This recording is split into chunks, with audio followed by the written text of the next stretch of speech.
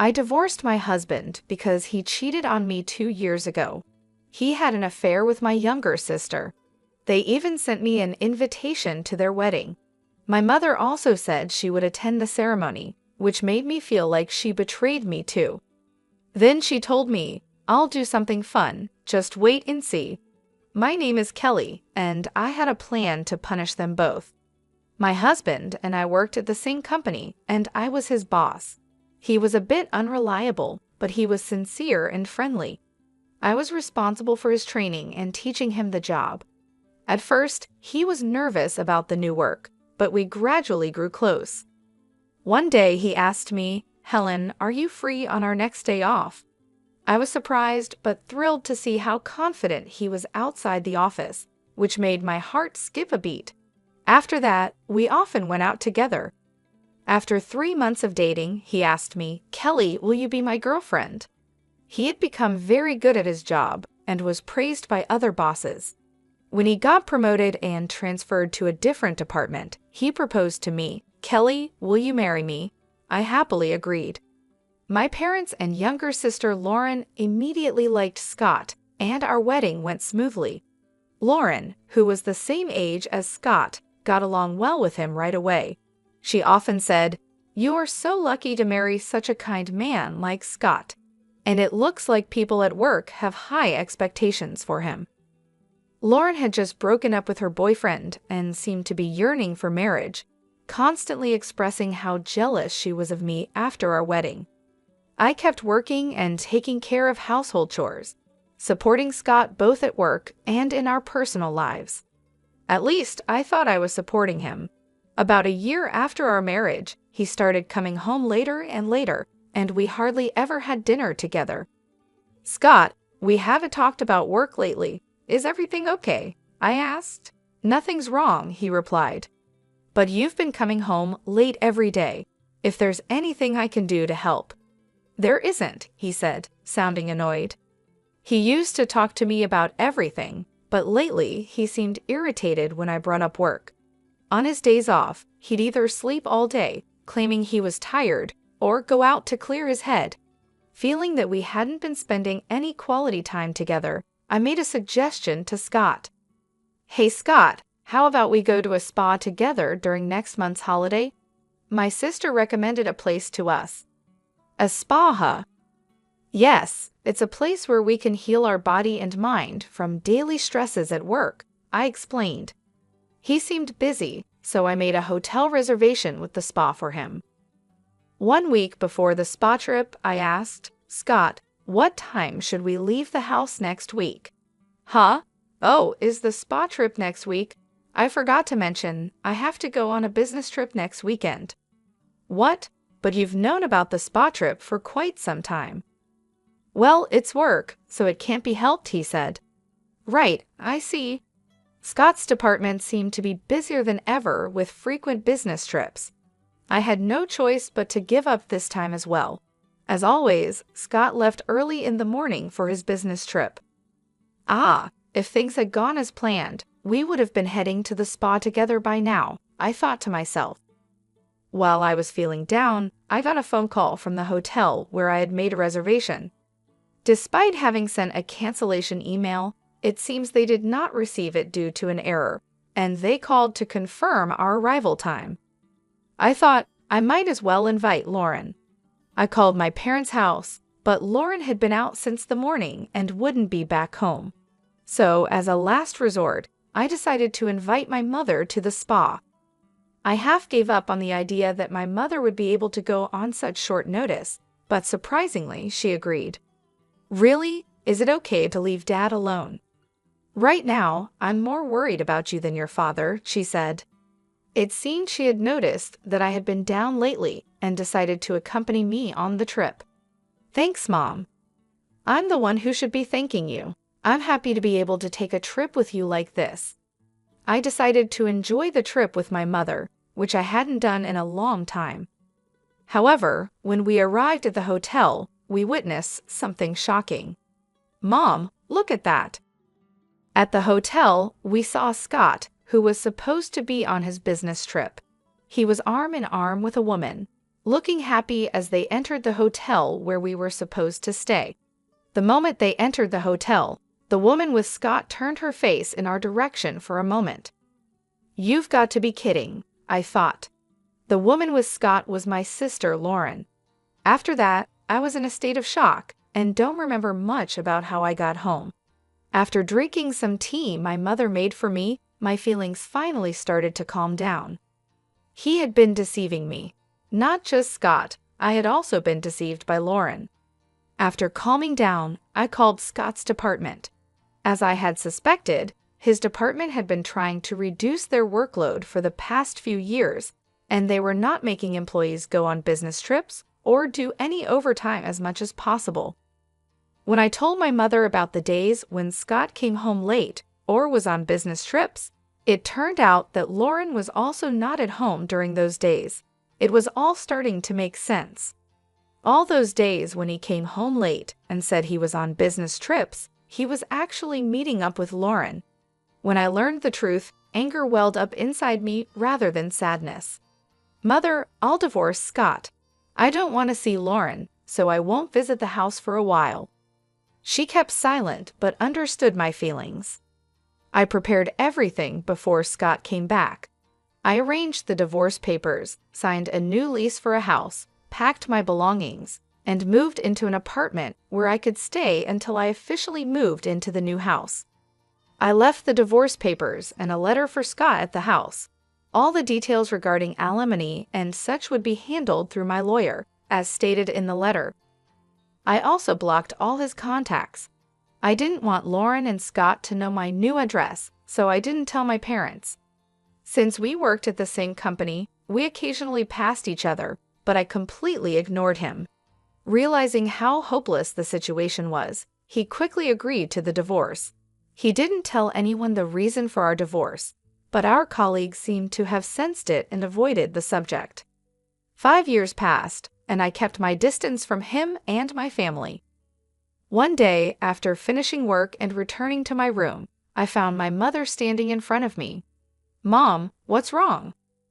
"I have something I want to tell you," she said, showing me an invitation. "This is from Scott and Lauren." It turned out that Lauren had left our family home and moved in with Scott. I thought they might get married, but never expected them to have a wedding ceremony and invite our parents. "So, Mom, are you going?" "Of course I am," she replied. "I see," I said, feeling like I was the only one who couldn't forgive them.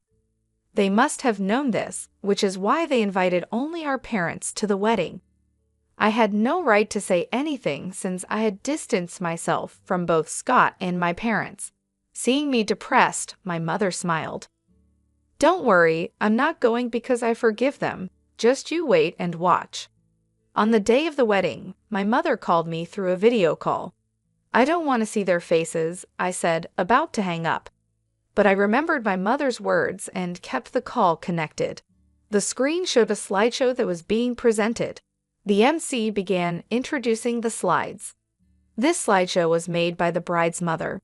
She gathered photos from her beloved daughter's birth to the present and created this slideshow. I was surprised that my mother, who wasn't good with technology, could create such a slideshow. It brought back a feeling of depression inside me. "Mom, you did this much for Lauren?" But in the next moment, I was captivated by the screen. This isn't Lauren. The slideshow started with a photo of me when I was born. The MC continued, "So cute. There's a resemblance to Lauren somehow."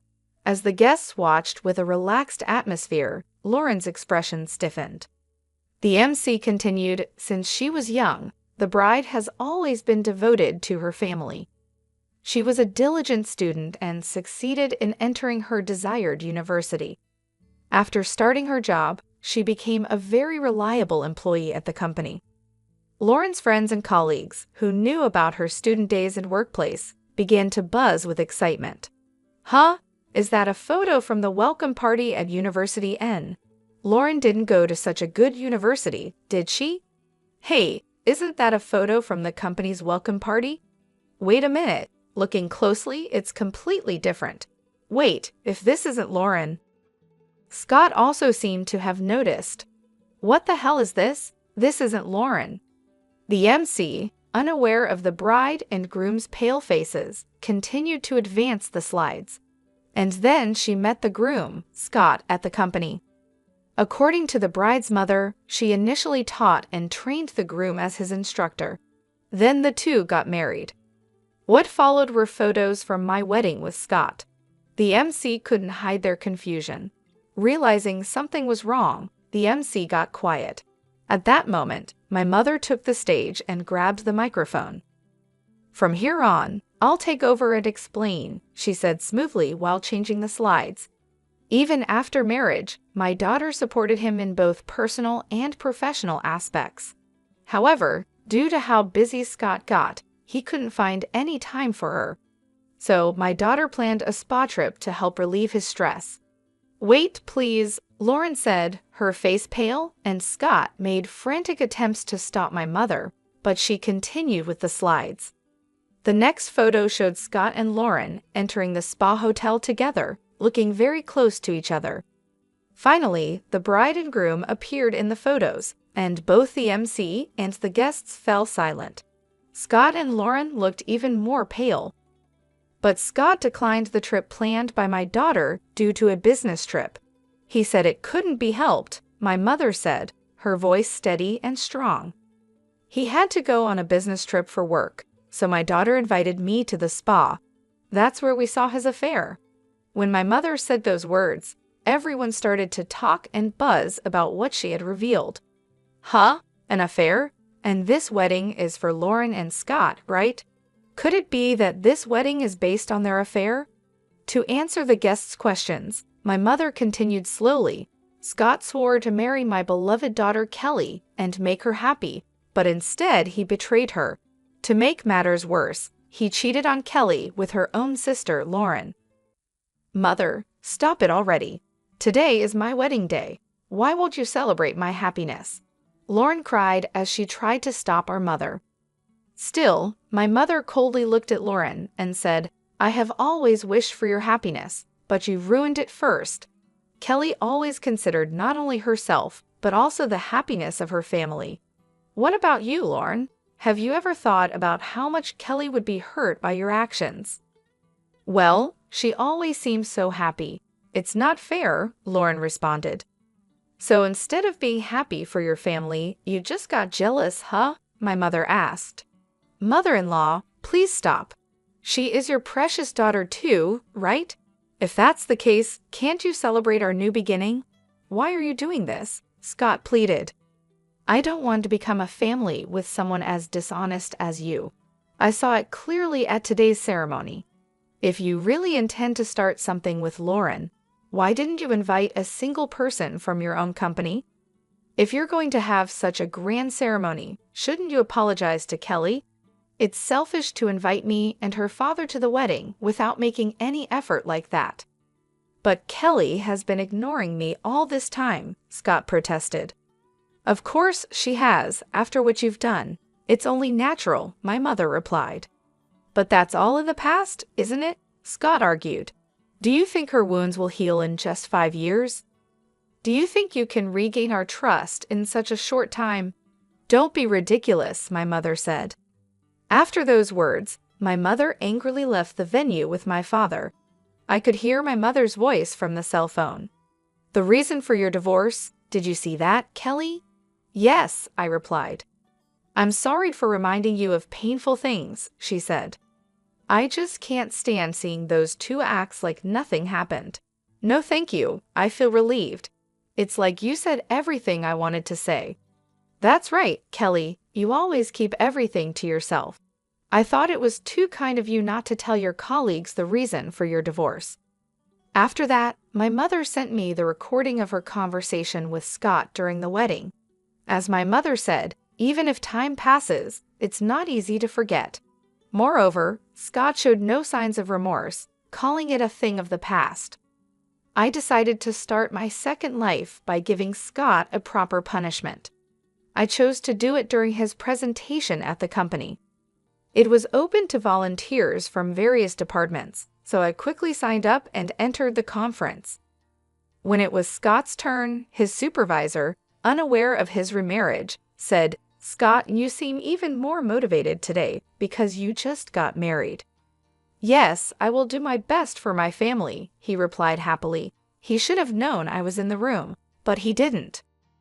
I became even more determined and played the recorded audio I received from my mother. The participants were surprised by the sudden noise, but as they learned about his affair with my sister after marrying me, they began to accuse him. "Scott, didn't you say that the reason for the divorce was a difference in values?" someone asked. I couldn't help but burst into laughter. "Oh, really? Did you say something like that? Well, I can't understand a value that involves cheating with your own wife's sister." I apologize for mixing personal matters into this important presentation. I have decided to quit as of today. I endured it because I like this company, but I cannot bear to be in the same place as him any longer. Just as I was about to leave, the board members intervened to stop me. "Wait a minute, Kelly. You're an essential asset to our company. If someone should leave, it should be Scott." "Huh, but me? I've been expected to have a promising future," Scott protested. "We had expectations in the past, but lately you've been wearing worn-out clothes and you're not focused. It seems like you've completely lost your problem-solving abilities that you had before. We're not expecting a lot from you anymore," they said. Lauren, who had always been bad at housework and did nothing when she lived with her parents, became a full-time housewife after marriage. Apparently, she left most of the house chores for Scott to do, even when he faced difficulties at work.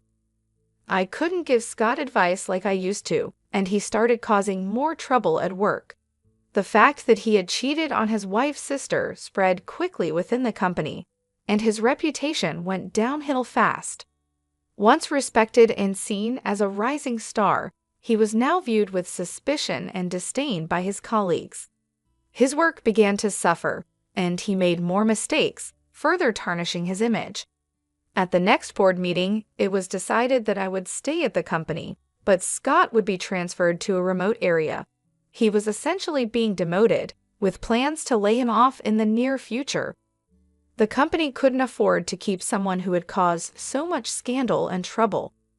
Lauren, who had been enjoying her life as a housewife with his money, quickly abandoned him when she found out about the transfer. She switched to another man without hesitation, thinking she could easily find another way to maintain her lifestyle. However, the man she chose turned out to be a typical freeloader. He had no job and no ambition, and he started living off Lauren's money without contributing anything. Now, Lauren is suffering from his debts. She's desperately working 2 jobs, day and night, just to make ends meet. She's exhausted and miserable, a far cry from the carefree life she had envisioned. She had thought she could escape the consequences of her actions by moving on quickly, but reality hit her hard. As they say, what goes around comes around. If you do something wrong, it will come back to haunt you. Seeing Scott and Lauren in such a state, I finally felt a sense of closure. Watching them struggle, I realized that their betrayal had ultimately led them to their downfall. Scott lost his career and reputation, and Lauren lost her comfortable life. They both faced the consequences of their actions, and it brought me a sense of peace. With this newfound peace, I felt ready to start a new life. I could finally move forward without the weight of their betrayal hanging over me. I was free to build a future on my own terms, without the shadows of the past holding me back. I focused on my career and started taking on new challenges at work. My colleagues, who had seen me endure so much with grace and strength, supported me. I received a promotion, recognizing my dedication and hard work. It was a fresh start, and I was determined to make the most of it. In my personal life, I began to reconnect with old friends and make new ones. I joined a local community group and started volunteering, finding joy in helping others. These activities helped me rebuild my confidence and reminded me of the goodness in people. I also took time for self-care, exploring hobbies I had neglected during my marriage.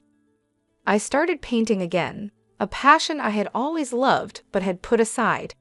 The creative process was therapeutic, allowing me to express my emotions and find healing. Eventually, I even opened my heart to the possibility of love again. I went on dates, met new people, and learned to trust again. It wasn't easy, but I knew that not everyone was like Scott and Lauren. There were good, honest people out there, and I deserved happiness. As the years went by, I found myself happier and more fulfilled than I had ever been. The pain of the past had faded, replaced by the joy of new experiences and the satisfaction of personal growth. Scott and Lauren were distant memories, reminders of lessons learned but no longer sources of pain. Their lives, on the other hand, continued to be marked by the consequences of their actions. Scott never recovered his career, moving from one low-paying job to another. Lauren remained trapped in a cycle of financial struggle, her new partner's debts dragging her down. In the end, I realized that true happiness comes from living with integrity and kindness. Betrayal and deceit bring only temporary satisfaction, followed by long-term suffering. I chose to live my life with honesty and compassion, and in doing so, I found the peace and happiness I had been seeking all along.